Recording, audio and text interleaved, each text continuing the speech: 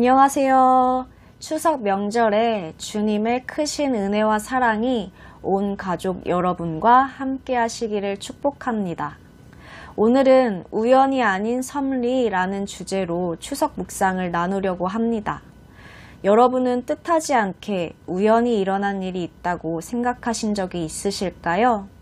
하나님은 성경을 통해 하나님 자신을 드러내시고 알려주시는데 하나님이 시간과 공간과 능력과 경험에 제한받지 않으시는 무한한 분이시며 모든 역사의 주관자이시자 우리 삶의 주관자이심을 알려주셨습니다.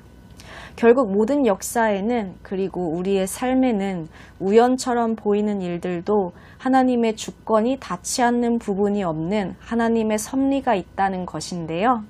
오늘 두 가지 이야기를 통해 하나님의 섭리를 나누어 보려고 합니다. 첫 번째는 수넴 여인의 이야기예요. 혹시 수넴 여인을 기억하실까요? 열왕기하 4장 8절부터 37절에 이 여인이 등장했었습니다. 수넴 여인은 엘리사의 사역을 도운 적이 있어요. 엘리사는 그녀에게 아들의 출생을 예견해 주기도 했었고 또 여인의 죽은 아들을 살려주기도 했었죠. 오늘 본문에서는 엘리사가 이 여인에게 7년 동안 이스라엘의 기근을 피할 만한 곳으로 떠났다가 다시 돌아오라고 말합니다. 수넴 여인은 2절에서 하나님의 사람의 말대로 행하여를 보면 알 수 있듯이 단순히 사람의 말을 따르는 것을 넘어 마음 중심에 하나님의 말씀에 대한 순종의 태도를 가지고 순종합니다. 여인은 7년 동안 블레셋 땅에 가서 살았고 7년 만에 다시 고향으로 돌아옵니다. 이 여인이 고향으로 돌아오자 어려운 문제에 직면하게 되었어요. 집과 땅에 대한 권한을 잃어버린 것입니다. 그래서 이 여인은 자신의 집과 밭을 돌려달라고 호소하기 위해 왕을 찾아갑니다. 남편도 아니고 여인이 직접 자기 집과 자기 밭에 대해 호소하기 위해 왕을 찾아갔다는 점이 특이하죠. 그녀의 남편은 열왕기하 4장에서는 언급되어 있었지만 여기서는 언급되지 않는 것으로 보아 그동안 죽었을 가능성도 있어 보입니다.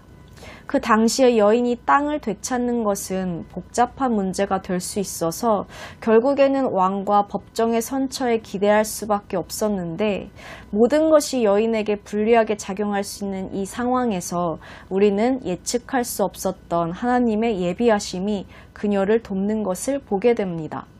그녀가 왕을 찾아간 그 순간 마침 엘리사의 시종 게하시가 왕과 이 여인의 이야기를 하고 있었던 것입니다. 게하시가 왕의 요청에 따라 엘리사의 사역에 대해서 엘리사가 수넴 여인의 죽은 아들을 살려준 놀라운 일에 대해서 말하고 있을 때 바로 그 순간 수넴 여인과 그녀의 아들이 왕 앞에 나타났습니다. 하나님께서는 이 여인이 왕에게 탄원하러 오기 전에 이미 그녀의 필요를 알릴 수 있도록 그녀를 위한 상황을 만드신 것이지요. 왕은 그녀에게 관심을 두고 그녀의 이야기를 듣게 되었고 그녀가 직면한 문제를 해결해 줍니다.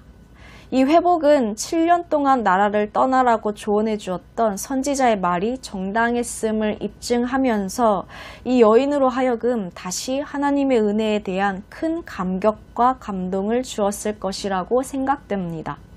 사건들이 절묘한 순간에 일어난 까닭은 그저 우연이 된 것이 아니라 하나님께서 이 모든 상황을 주관하셨기 때문인데요. 하나님은 우주적 주권을 가지신 분으로서 당신의 백성 개개인의 삶에 구체적으로 섭리하시는데 당신의 백성들을 신실하게 보살피시며 그분의 크신 은혜로 돌보십니다. 하나님께서는 우리의 우연처럼 보이는 모든 일상 가운데서도 여전히 은혜로 섭리하고 계시지요. 두 번째는 하사엘의 이야기입니다. 엘리사가 다메섹으로 간 이유는 정확하게는 알 수 없지만 열왕기상 19장 15절에서 하나님께서 엘리야에게 명하신 하사엘에게 기름을 부어 아람 왕이 되게 하라는 일이 아직 이루어지지 않았기 때문에 엘리사가 다메섹으로 가게 된 것으로 보여져요. 그때 아람 왕 베나닷은 병들어 누워 있었어요. 베나닷 왕은 신하 하사엘을 엘리사에게 보내서 자신의 병이 나을 수 있는지를 묻고자 했는데요. 하사엘은 엄청난 양의 선물, 곧 낙타 40마리의 귀한 예물들을 싣고 엘리사를 찾아갑니다. 그런데 엘리사의 대답이 이상하게 들리지요. 좀 더 넓은 정황에서 보면 그 의미가 분명해집니다. 베나닷 왕은 그 병에서 낫게 될 수 있지만 그러나 하사엘에게 죽임을 당하게 될 것이었습니다. 그리고 엘리사는 하사엘로 말미암아 이스라엘이 당할 참상을 내다보고 울었어요. 이스라엘은 언약 백성의 신분에 부응하는 삶을 살아야 할 책임이 있었지만 우상 숭배를 하며 언약 백성의 소명을 저버렸고 그에 대한 하나님의 징계가 따르게 되었는데 그 징계에는 외적의 침략으로 전쟁에 휘말려 패배를 겪는 국가적 상황도 포함되어 있었습니다. 하나님은 언약을 어기고 불순종의 길을 고집했던 이스라엘을 돌이키기 위한 징계 수단으로 하사엘을 쓰실 것임을 엘리사를 통해 밝히신 것이지요. 분명한 것은 하나님께서 하사엘이 행하게 될 악을 조장하시는 것이 아니라는 것인데요. 하나님의 공의로운 목적을 이루시기 위해 그의 악함마저 사용하시는 것입니다. 하사엘의 마음에 잠재해 있던 생각이 선지자의 예언을 통해 행동으로 옮겨지고 열왕기상 19장 15절에서 하나님이 말씀하신 대로 하나님의 섭리 안에서 하사엘이 왕이 되었습니다.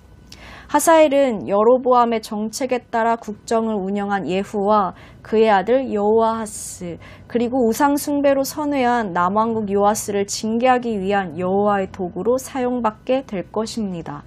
죄의 대가를 확고히 물으시며 반드시 이루시는 하나님의 공의 또한 마찬가지로 우연이 없이 하나님의 주권하에 하나님의 섭리로 다스려지는 것을 볼 수 있습니다. 역사를 주관하시고 우리의 삶을 주관하시는 하나님의 주권적인 통치 아래 우리의 모든 삶이 하나님의 섭리 안에 이루어집니다. 하나님의 섭리 안에서 그 은혜로 인도함을 받는 모든 가정들이 되시기를 바라는데요. 그 돌보심이 더욱 풍성하게 넘치는 명절이 되시기를 축복합니다. 하나님의 공의 아래 더욱 거룩한 주님의 백성으로 세워져가는 명절이 되시기를 축복합니다. 함께 기도할게요. 하나님은 모든 역사의 주관자이시자 우리 삶의 주관자이십니다. 우리의 삶에 섭리하셔서 크신 은혜로 보살피시는 하나님의 돌보심을 경험하게 하옵소서. 하나님은 죄에 대해서도 우연히 없이 하나님의 섭리로 공의를 반드시 이루십니다. 하나님의 주권적 통치 아래 우리의 모든 삶이 하나님 앞에서 신실하고 겸손하게 하옵소서. 오직 살아계시고 우리와 함께 하시는 하나님만 경외하고 사랑하는 모든 가정이 되게 하옵소서. 예수님의 이름으로 기도합니다. 아멘. 감사합니다.